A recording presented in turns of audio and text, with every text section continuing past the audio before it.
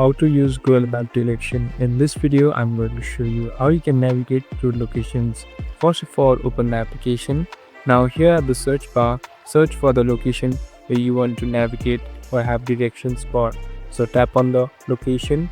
So it has popped up. Here you'll be able to see the option called directions. Simply tap on directions.